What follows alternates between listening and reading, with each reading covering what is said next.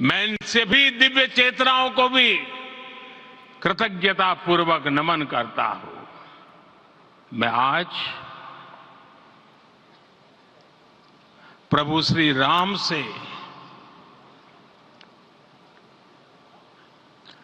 क्षमा याचना भी करता हूं।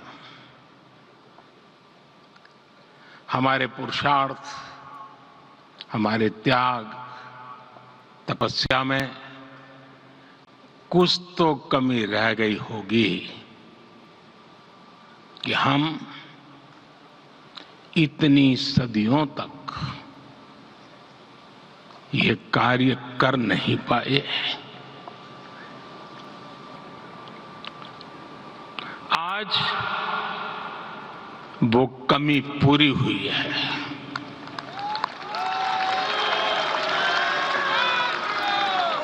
मुझे विश्वास है प्रभु राम आज हमें अवश्य क्षमा करेंगे। मेरे प्यारे देशवासियों, त्रेता में राम आगमन पर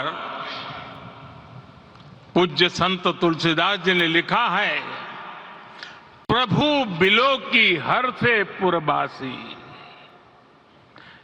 जनित वियोग विपत्ति समनासी।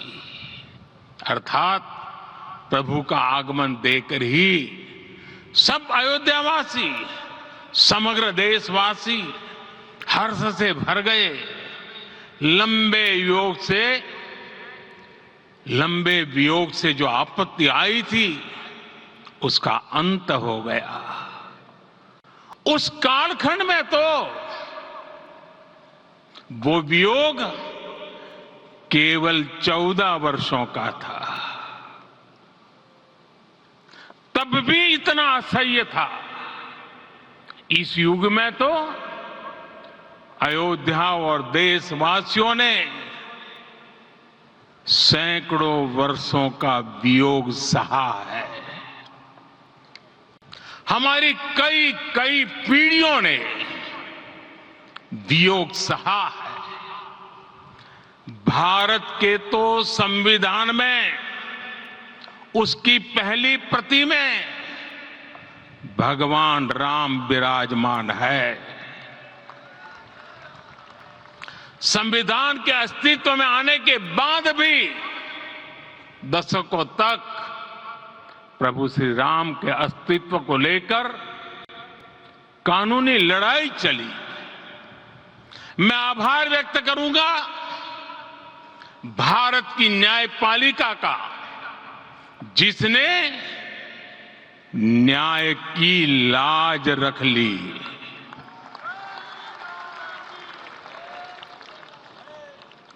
न्याय के पर्याय प्रभु राम का मंदिर भी न्यायबद्ध तरीके से ही बना। साथियों, आज गांव-गांव में एक साथ कीर्तन संकीर्तन हो रहे हैं। आज मंदिरों में उत्सव हो रहे हैं, स्वच्छता अभियान चलाए जा रहे हैं। पूरा देश आज दीपावली मना रहा है। आज शाम घर घर राम ज्योति प्रज्वलित करने की तैयारी है। कल मैं श्री राम के आशीर्वाद से धनुषकोडी में राम सेतु के आरंभ बिंदु अरिचल मुनाई पर था।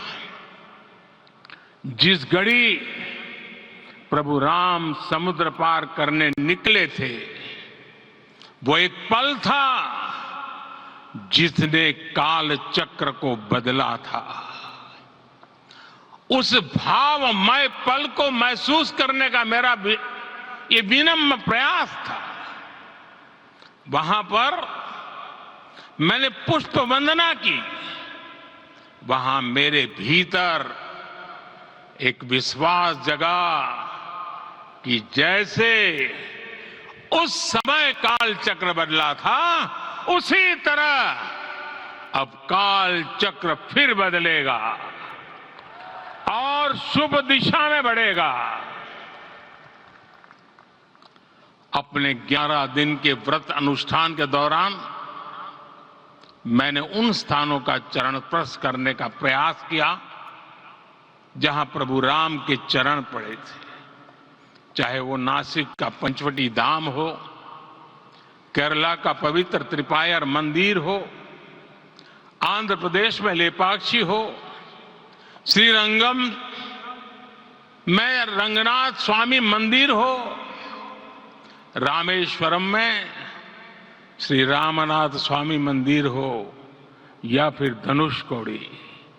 मेरा सौभाग्य है कि इसी पुनीत पवित्र भाव के साथ मुझे सागर से सरयू तक की यात्रा का अवसर मिला।